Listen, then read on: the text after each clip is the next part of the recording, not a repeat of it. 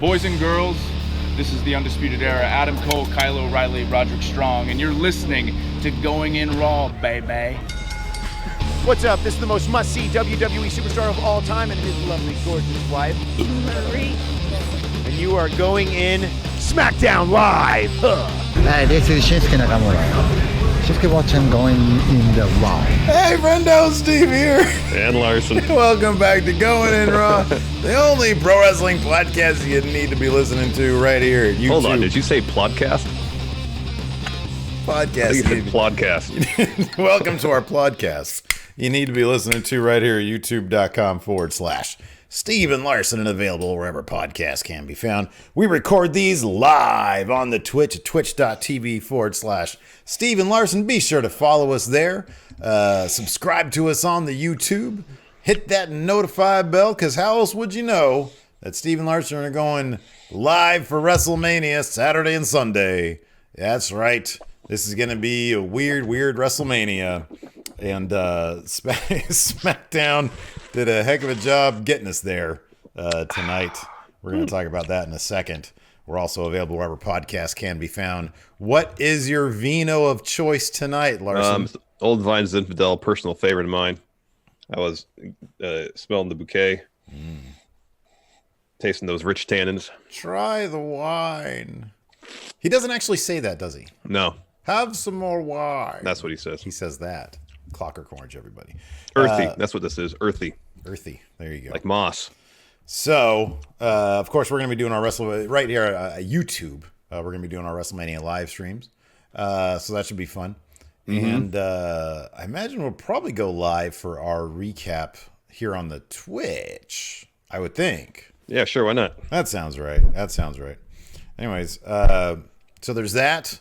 There's a big sale going on right now at friendomarket.com and friendomerch.com. 20% off.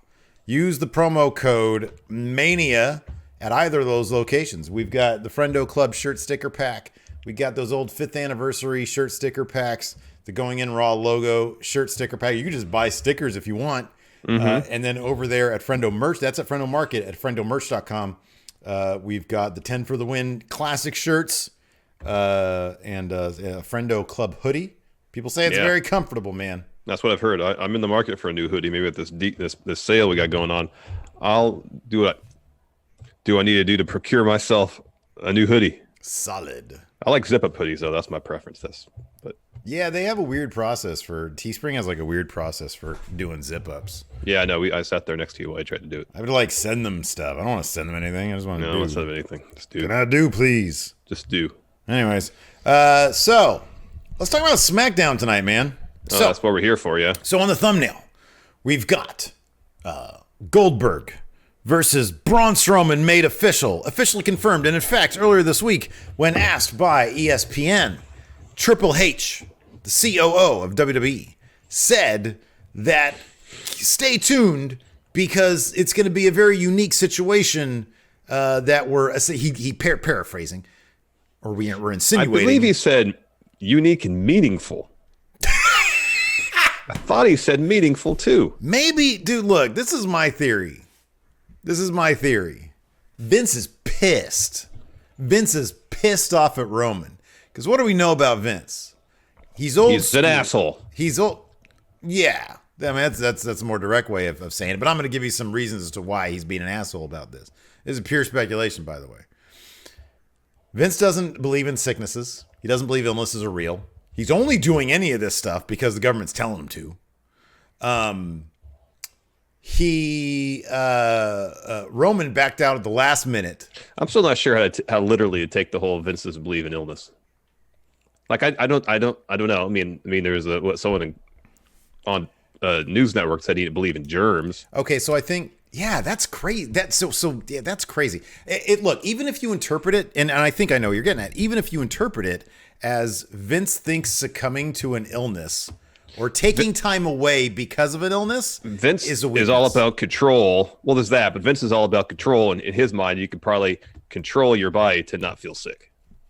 that's nut job. Even that's like going further than what I'm saying, which is just, hey, Vince doesn't think you should be taking sick days if you have the cold or flu. Yeah. But did you hear Arn Anderson tell that story on his show where, like, we heard he doesn't like sneezing because it's a control thing. But like, if you show up to the writer's room or something and you're coughing, you're sneezing, like he looks at you like you've been possessed, apparently. Yeah. I don't like know. It's a germ thing too. So Roman pulls out a WrestleMania at the last moment, right? And who knows what the situation was. Dave Meltzer has some very sketchy details about potentially the Miz showing up sick, although there's no evidence of that tonight. And the Usos, conferring with Roman saying, hey, this is probably not a great idea for you to be here. And then in Roman's Instagram story, he didn't mention any specifics. He just said, you don't know what I'm going through in my life. Yeah, exactly. So, you don't know if I have a newborn at home, if I got some older relatives with me. Right. You just don't know. Yeah. And that address was mainly towards, it's sad that they have to address the trolls because nobody on my Twitter timeline, I like to curate my timeline quite a bit because, I usually when I find out about some silly trollish backlash, I find out from people complaining about the backlash, not witnessing the backlash myself. A couple degrees removed, yes. Yeah, I block the shit out of a lot of people and I mute a lot of people if I don't like what I see. So evidently there was plenty of people saying, oh, Roman, you're a coward for not doing this, which is completely asinine. Yep.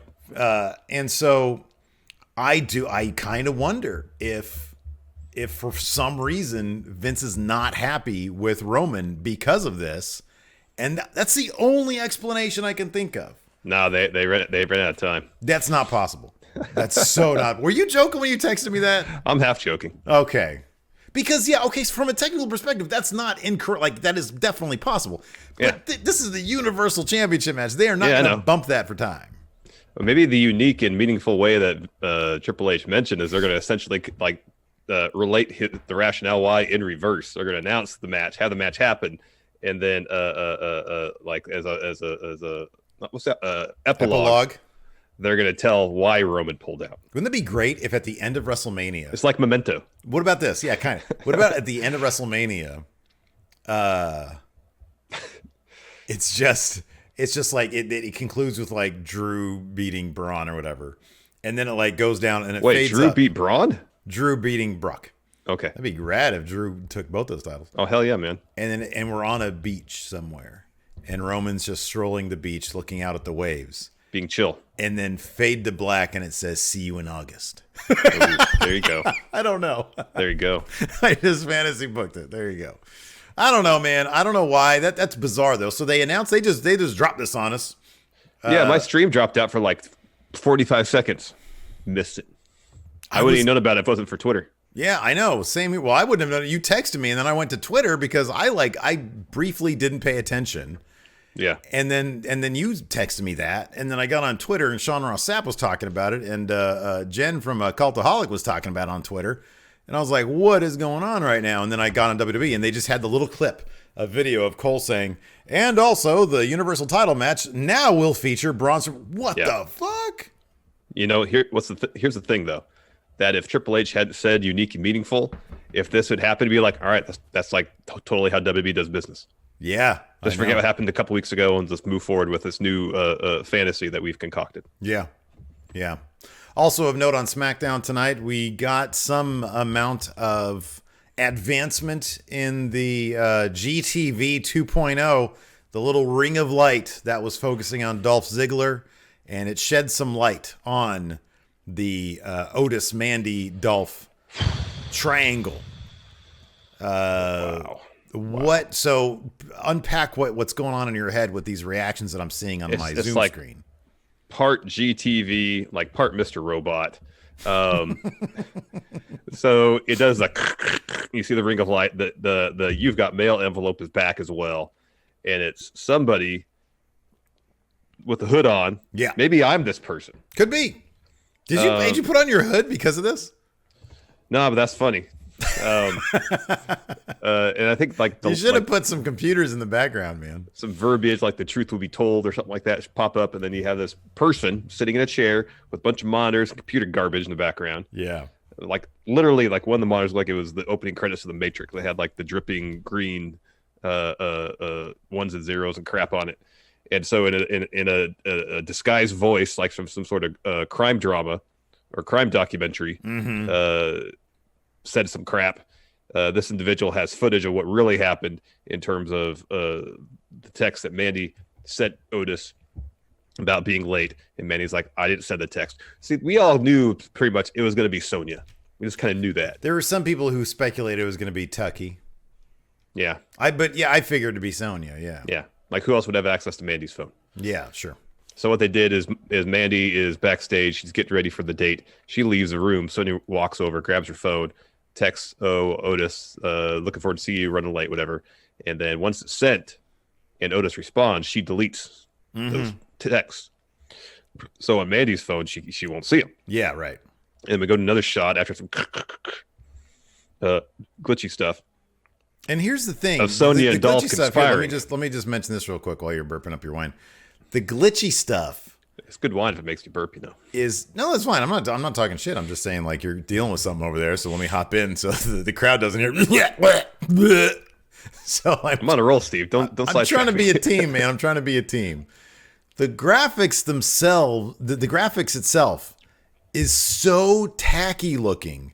It's awful. They need to hire a goddamn graphic designer or something. It was bad. Everything, like the graphics, the glitchy crap that segued into this figure, this individual sitting there. Was his crap. fake computer desk with computer monitors. Crap. Yeah. Crap. Like we talked a little bit about it on via text before we went live during the show about, and I said to you, this has killed all the heat for this match. And it wasn't because they delivered the news that Otis got a text about Mandy that wasn't from Mandy. It was in my mind, it wasn't that information being divulged. It was the fact that it was done in such a terrible cheeseball way. Yeah. Yeah. And I'm still into the feud. I'm still into the thing. I think I don't disagree with you at all that the dudes deliver in a very cheeseball way. I mean, it's either this or Tuckey found some footage or something. I can only I'm imagining in my mind this playing out in front of a crowd and people seeing this and they're all kind of, based on the presentation. My bigger problem with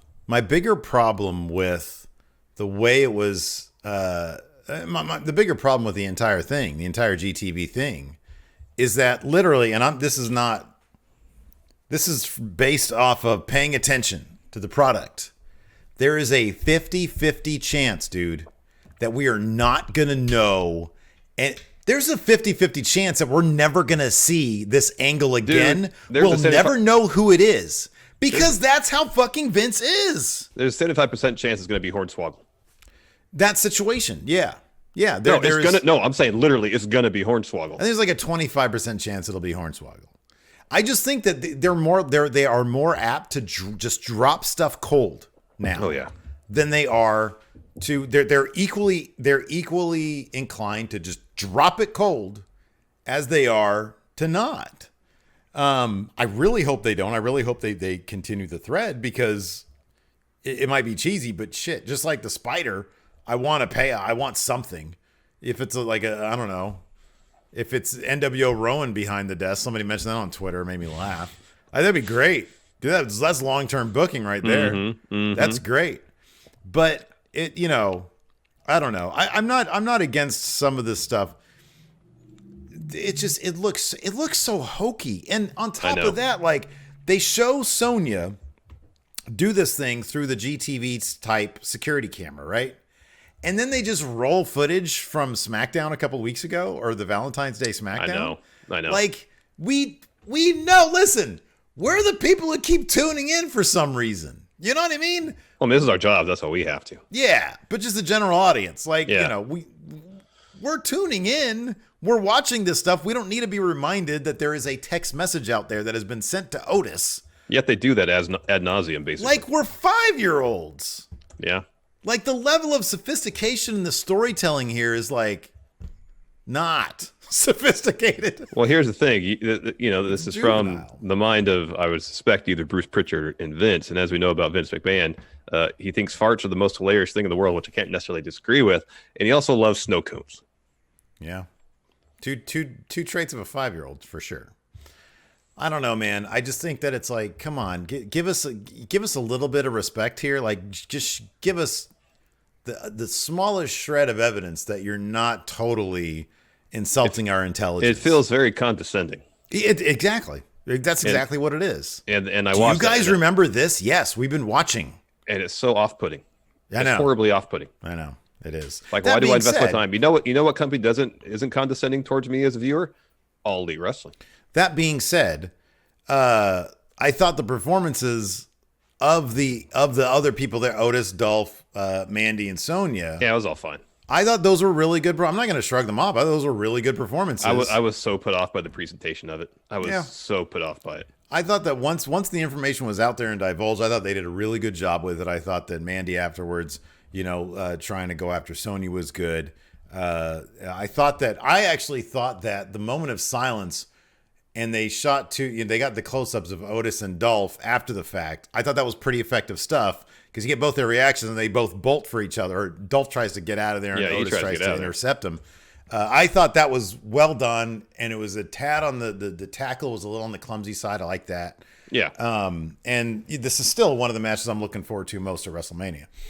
So, I mean, there are aspects of it that I thought were very positive. All had to do with the people who were putting in the good work to get this feud to where it is right now. Yeah, and I think based on that, it deserved better than having such a ham-fisted, condescending, cheesy. There was no, means of doing it. As you mentioned in your text message, it should have been Tuckey that found that information. Yeah, it should have been Tuckey. It should have been. But this is going to get us to, because it's totally Mustafa Ali, assuming we're going to get to it. That's another aspect of it. After seeing what they had last night, I'm like, I don't want it to be Mustafa Ali. Don't want it to be Mustafa Ali. Doesn't really fit the character, huh? No, yeah, but doesn't. Dude, here's the thing. It's something. I'm okay with it because I trusted Mustafa Ali, and he desperately needs something different. Because right now he's in Ricochet territory. How many people are in Ricochet territory where all they have is amazing in-ring and they have no personality or character to do something with it? Mustafa Ali was endeavored to solve that last aspect. I mean, I think Mustafa Ali has an advantage over anybody else who might be in that category because he has endeavored on his own to go out and build a character and do these promos. Granted, it was on his own social media, and some of those were eventually put on WWE television. I think he's in a slightly different camp because, yes, he can put on really good matches, but he's a fantastic promo, and he's shown in the past the willingness and the ambition to go out and try to forge his own character, his own storylines. For all we know, this is something he's pitched. It could be. I don't know. That's not the case. And I don't know. It doesn't necessarily seem to fit with his MO, though. Yeah, but until like from the last time we saw him throughout his career, he has been, and I'm not gonna say generic babyface, but he's been babyface without really a cause. Tell me where I'm wrong. His cause is changing people's minds, overturning stereotypes. On social media, it is. On social media. On WWE television, he's mentioned that in his promos. How many storylines has he been involved? How many storylines has he been involved where that's actually something? Well, how many storylines? That's a different thing entirely. But I'm saying on WWE television, he has presented what his ambition is. I know, man, but that's not the same thing. It's not. They would have no idea what to do with that in a story. The dude needs a story, and he needs like some sort of thing that he can grab onto to work his way through stories. And changing attitudes and perceptions and stereotypes is awesome, don't get me wrong, and I love it, and I love it when I see his stuff on Twitter like that. But dude, I don't think that's going to work with the way they write. Do you think Bruce Pritchard's going to figure out a story for that? No, I don't think you necessarily have to have a story centered on that per se. I think his actions, whatever stories he's in, can relate to his larger goal. I don't think you have to have a story where he's in a position where someone approaches him with a very stereotypical mindset they might have about him, and he has to literally go and change their mind. I don't think they would ever do that. And if they did it would be ham-fisted, and it probably wouldn't be very good. Look, he did the vigilante police guy for 2 vignettes. Yeah. And it seemed like, hey, that might have been something that he could grab onto and tell us and be involved in storylines. Everybody has to have something that they can grab onto and get involved in storylines. And it's obvious that has, like, Ricochet is probably one of the top 5 wrestlers on the planet. Yeah. And, him coming out there and saying, hey, I might not be the biggest or the strongest, but, I've got the most heart or whatever. that hasn't cut it for him. And it sucks. And look, I'm not saying it should be this way. I'm being realistic. Mustafa Ali hasn't been in anything significant since he was injured and was replaced by Kofi. I understand that. And obviously he needs something to get there. That's the point I'm trying. I understand that. This is a situation, as you mentioned earlier, though. This is the thing I'm where not huge into him being Mr. Robot. Don't get me wrong. Yeah, I know, but this is a situation where they could sit here before tonight and say, "All right, Mustafa, this is what we're gonna do with you." See the segment roll. Vince watches it. It's like, this is cheesy as shit. I hate it, and that's it. Done. Yeah, there's a and he's very back good, to ground zero. There's at least a 50% chance that that's gonna happen. So, but it's better than being not on TV, not doing anything. It's a chance. It's a chance, and the dude needs a chance. He really does need a chance. He's had, I know. I want the best. This comes out of me wanting the best for the guy because I think he's awesome. He's a fantastic wrestler. He seems like a really, really, really good dude. I'm a huge fan of Mustafa Ali. I want the absolute best for him. I just don't feel like this gimmick is it.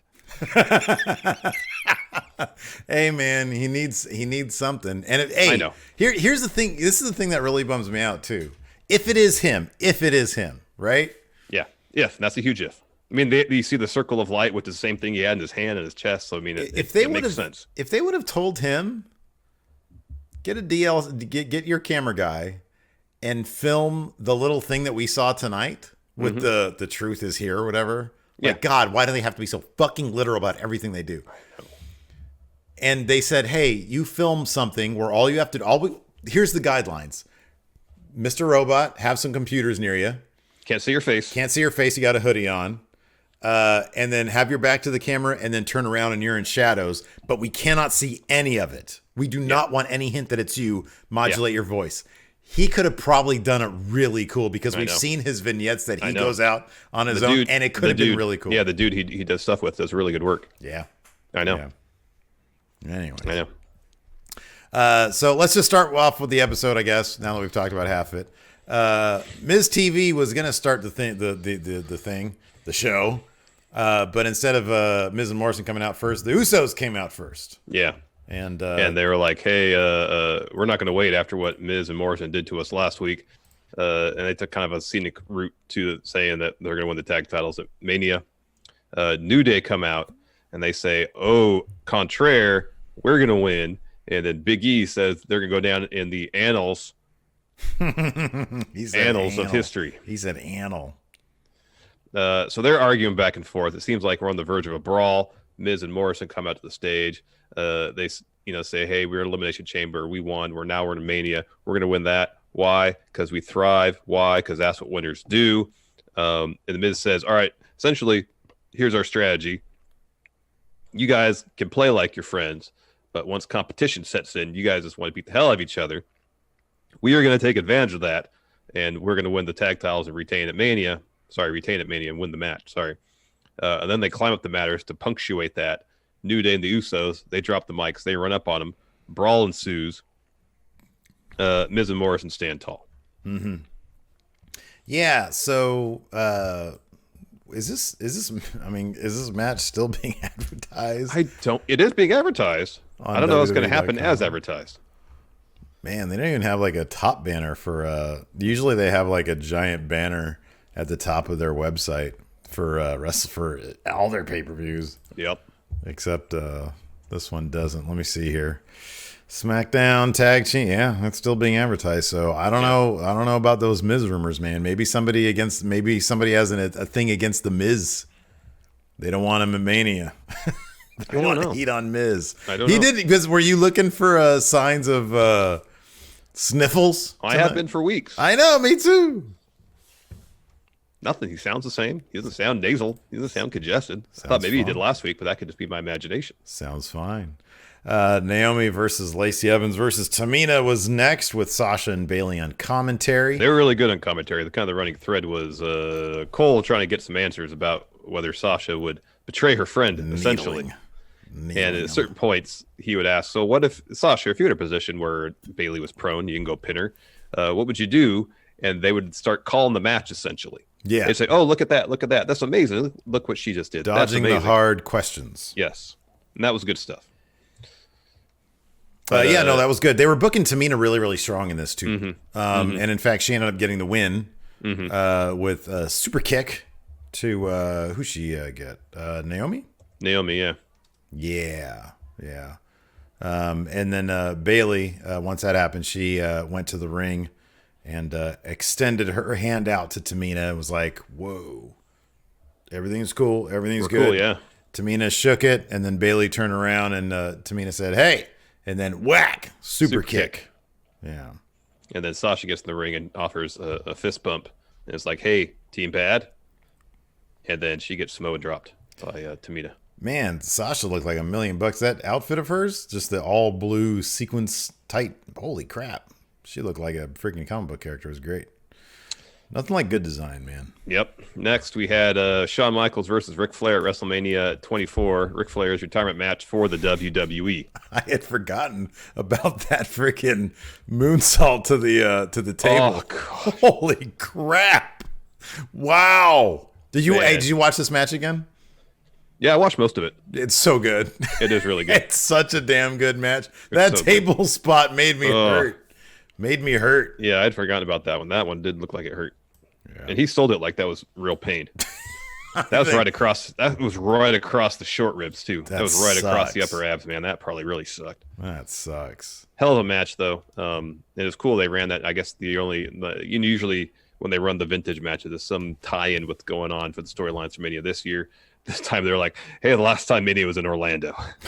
This match. Yeah, it's funny because again, our friendo Sean Ross Sapp, he sort of said that he was like, "What? Why is this match on? It doesn't involve anybody." No. I wonder if there. And here's the thing: this is again me trying to put some rhyme or reason where there probably is none whatsoever. But what if they're just prepping us for the inevitable vintage footage for Raw and SmackDown and probably NXT also? Because the alternatives for this pay-per-view for WrestleMania 24, if they wanted to do something from Orlando that had more of a tie-in to current storylines, you had Undertaker beating Edge in the main event. Oh, wow. Yeah, they're not going to have a match. They're going to have a match of Edge losing when he's on the verge of coming back and beating Randy Orton. Speaking of which, Randy Orton beat John Cena and Triple H. Yeah, but hold on a second. That would play into the math because Edge would be Undertaker would stand tall. At least for Edge, I think Undertaker's going to win against AJ Styles. Yeah, I think so too. AJ. But it would, for the Edge math, it'd be stand tall. Yeah. But then that's also a Raw thing. True. Next, we had a recap. This is brought one of my stream from the Fox Now app dropped out. Baron beat down of Elias from last week. Recap of that. Did they just say this match was still on at Mania? Essentially. I think. Yeah. And then we had the announcement that Goldberg was taking on Braun Strowman instead of Roman Reigns. Also, the Universal Championship match. Goldberg's going to be taking a guy who lost the Intercontinental Championship, never got a rematch, and, it doesn't make any sense. He hasn't been on TV since then. Yeah. No, he had the one pay-per-view match where he lost it and has been on TV. That's true. Next, we have a segment with Heavy Machinery backstage. Tucky's like, hey, Otis, I saw Dolph in the Mandy's dressing room. Ah! And then Otis gets a text. He got the anonymous Raw GM tritone ringtone. And he sees it. It's like, okay, I'll be right back. And he vanishes. And Tucky's like, well, my match is next. Yeah. Because he was taking on Dolph Ziggler. You got to take him on yourself there. Hey, that's one thing I was going to say, though.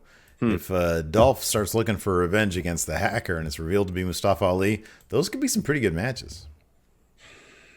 Yeah, they could be. How many times we're like, oh, this person's going up against Dolph. That could be really good. And then it's just, meh. Remember that cage match with him and Kofi? It's like, cage match between Dolph Ziggler and Kofi. That's got to be pretty good, right? Remember his first match against Nakamura?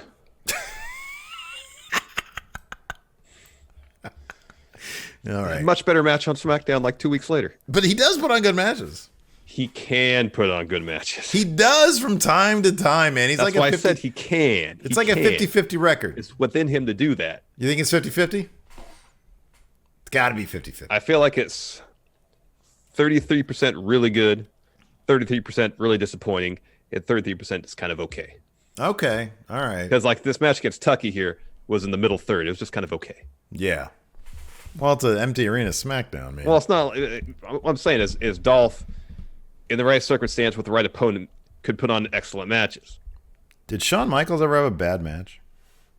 No, I don't think he ever actually had a bad match. he got decent matches out of Sid.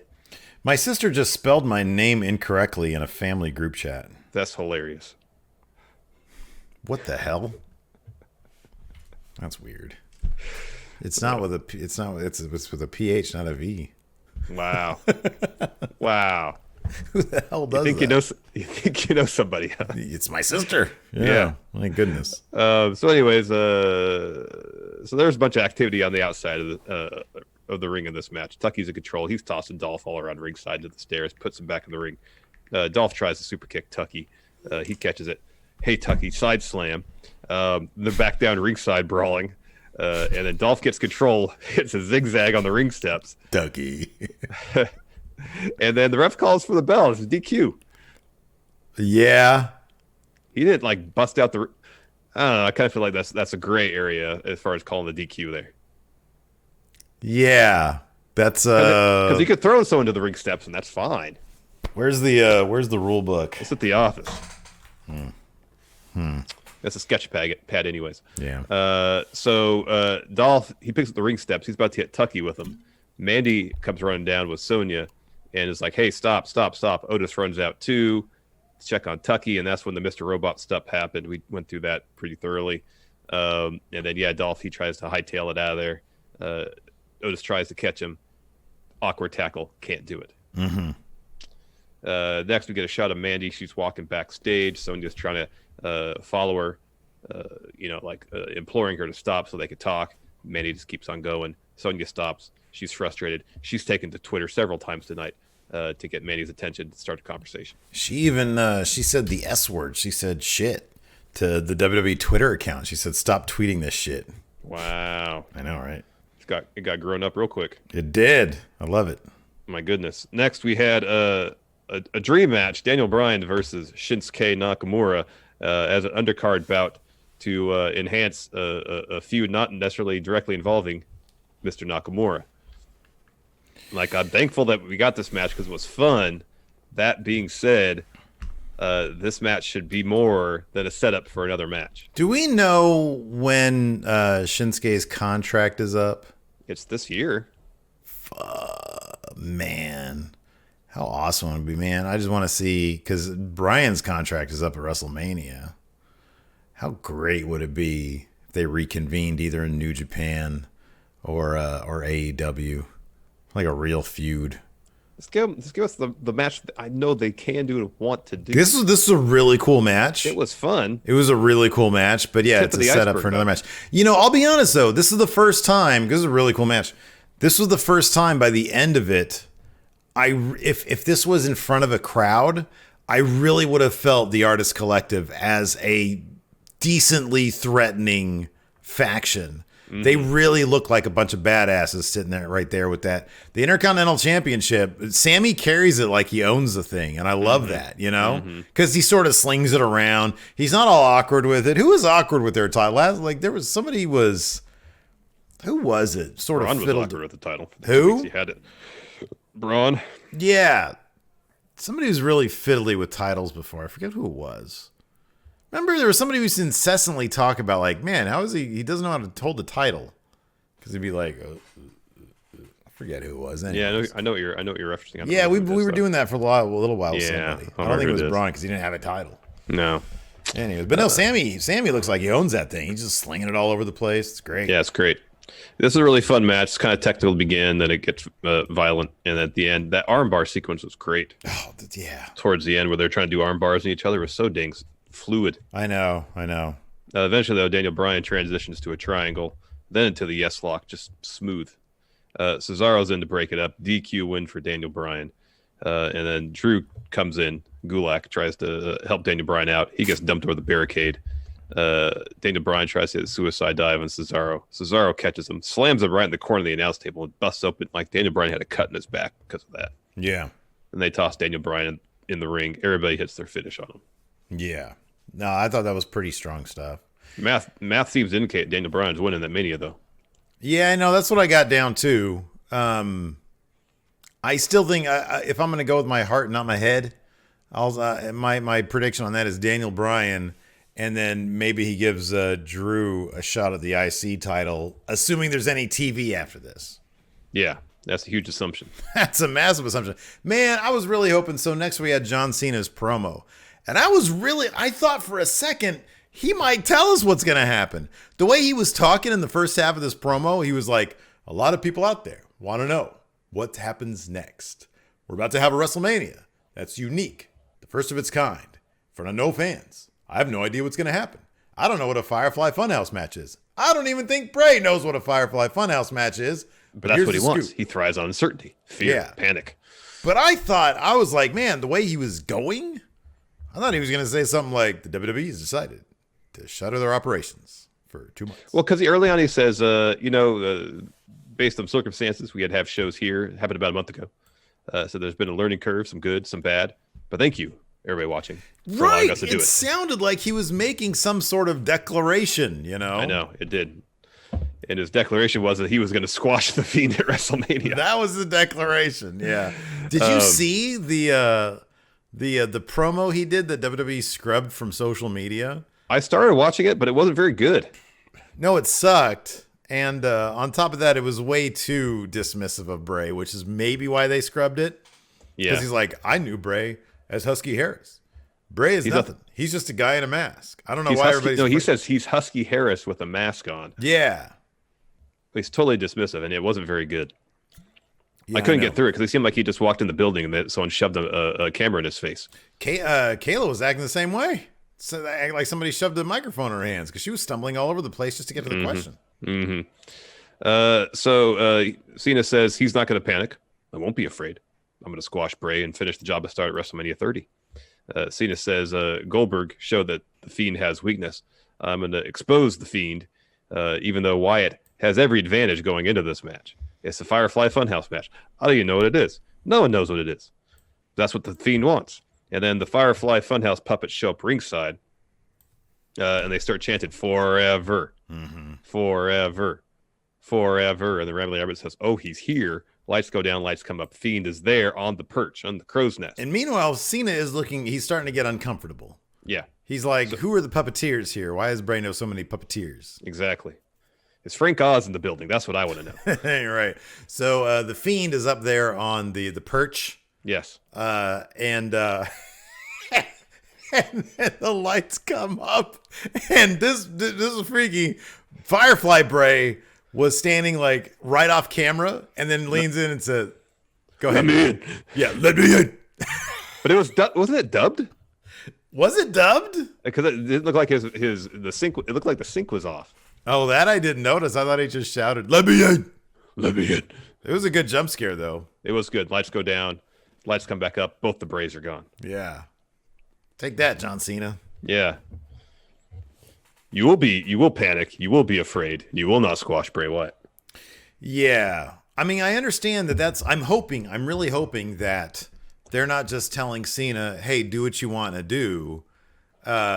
In terms of these promos, I hope they're giving him some direction. Hey, treat him like he's just a guy in a mask, because when the match comes along, you're going to lose, A, and number two, you're really going to sell the crap out of, man, this guy is something to deal with.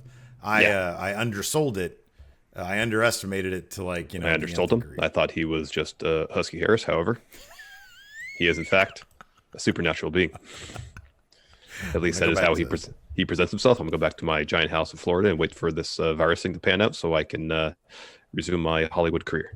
I've been on lots of movie sets, and I can assure you this is not special effects. This is a fact. He is a magician.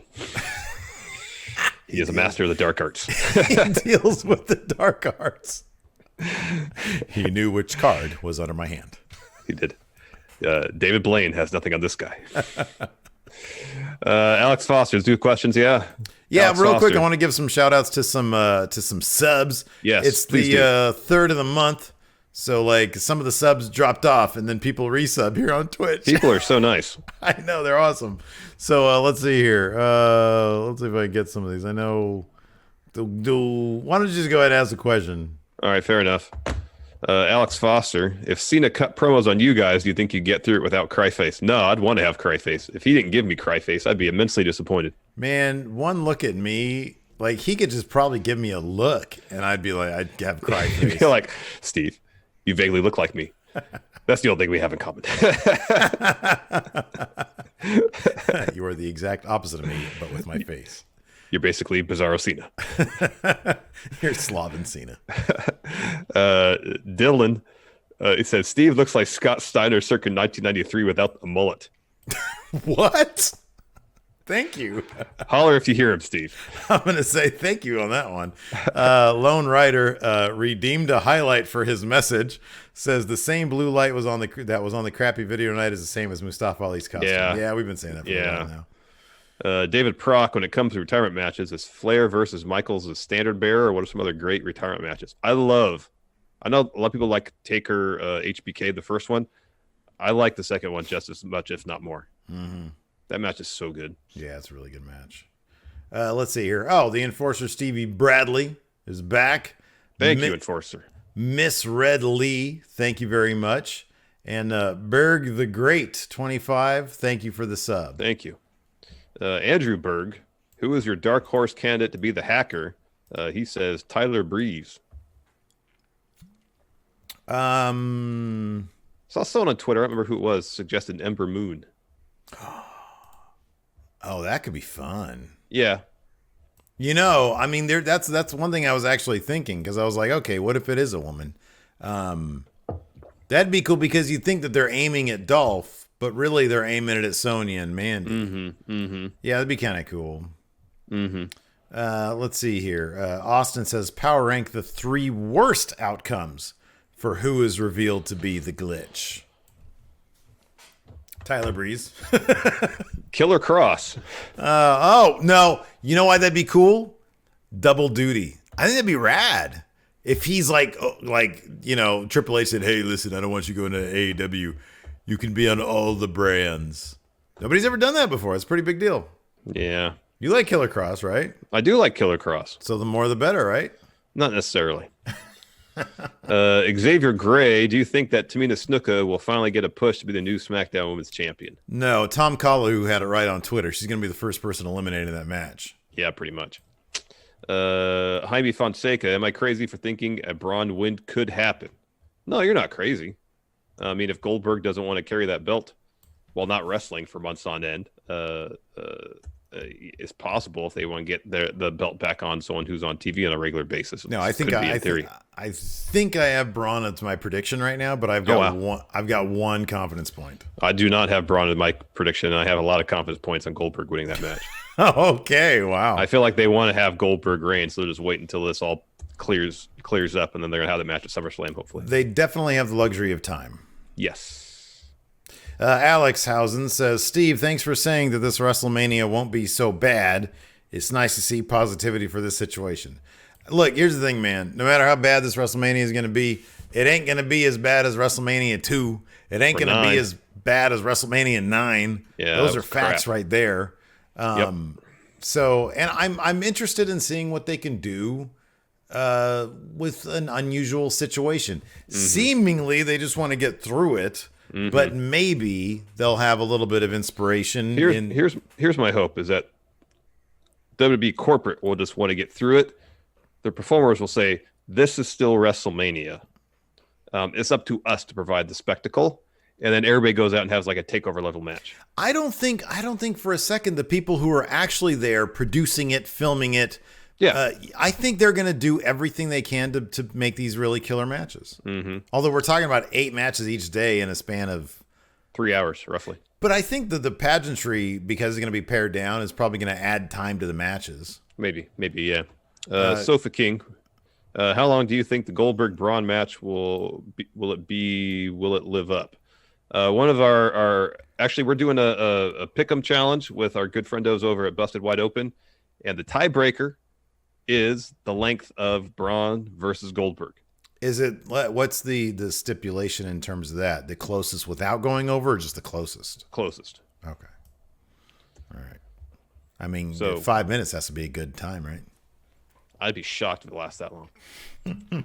Greg Morris. What gimmick do you wish had a better ending? GTV or Anonymous GM? Anonymous GM, because I think it was supposed to be Nash. GTV. Anonymous Raw GM was a mess to begin with. Man, if it was Kevin Nash who came out, though. That's just because you were watching that stuff he did with Alex Shelley. That's why. What's wrong with that? It was highly entertaining. Sky Otonic, here's my question. If you can give a WWE wrestler the pile driver as their signature or finisher, who would it be? Also, thanks and good luck. Imagine if Braun did a pile driver. Who could be the new Mr. Wonderful? Who could be another Orndorff? Bob Roode. Oh, Riddick Moss. Oh, that's good. That's good. Give him the pile driver. I like that. Jonathan, what if the hacker is Rhonda getting tech savvy with all her time at home? No, she lives on a farm. They don't have any tech there. No, she could go to the community college and take some computer classes. Oh, okay, that's good.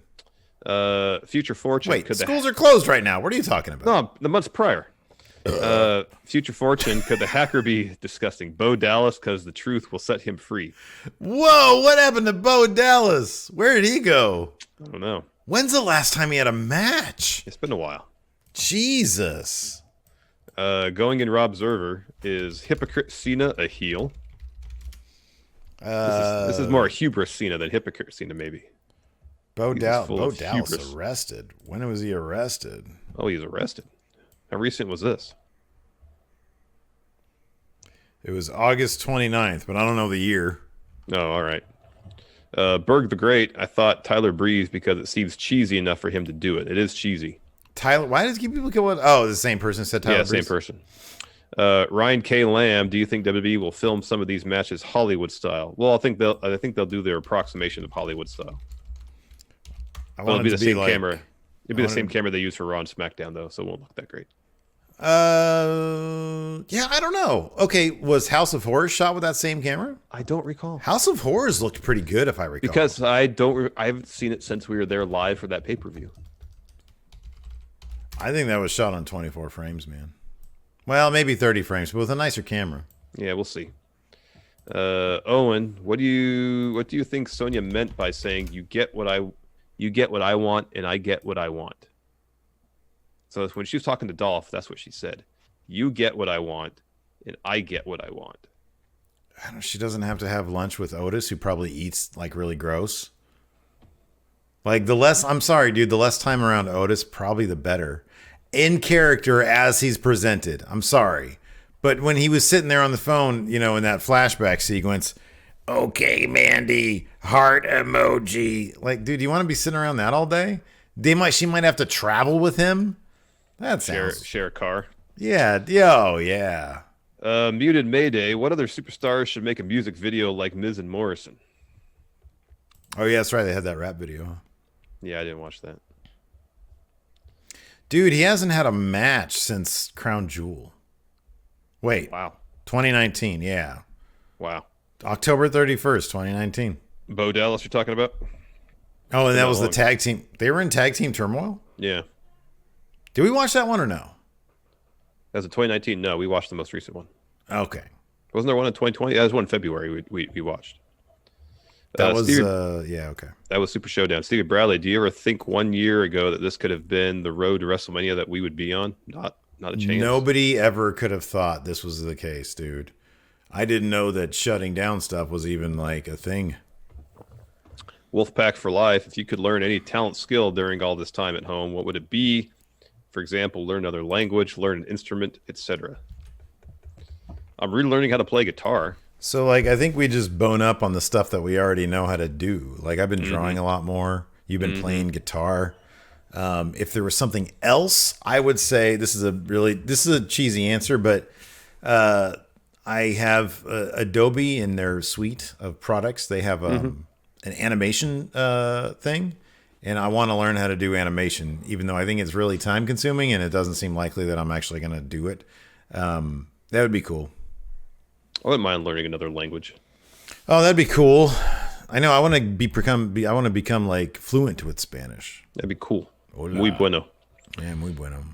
Samuel L. Bronkowitz, since we're starting to see shows on TV based on wrestling now, which abandoned storyline premise, past or present, would make a good show or movie?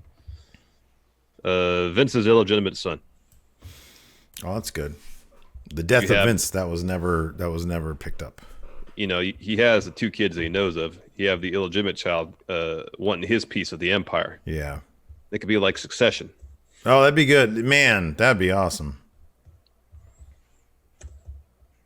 Sky Otonic, another question. If WWE permanently closed Power Rank, where would the top 5 wrestlers go? Oh, sorry.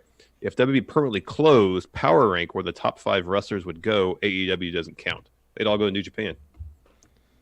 The top 5 wrestlers? Depends on your criteria. You mean pure wrestlers, pure in-ring technicians, or do you mean the top 5 most popular? Okay, let's go with top 5 all around. Like Seth Rollins, Kevin Owens, Daniel Bryan. Let's throw Bray in there. Okay. And who else? Ricochet. Okay, Ricochet. Where would they? So was AEW not an option? Yeah, you can't do AEW. Some of them guys would go to Ring of Honor. Ring of Honor would throw a lot of money. I can't imagine they'd all want to go to New Japan. I could see Ricochet being like, I already went to New Japan. Yeah. Yeah. So maybe. Go to Impact. Yeah, maybe. Impact apparently has money and people like being there. Yeah. Ryan K. Lamb, why should WWE air the Vice show on New Jack on Raw? Wrong answers only. Have a whole episode or half the episode, actually a third episode of Raw be the New Jack Dark Side of the Ring.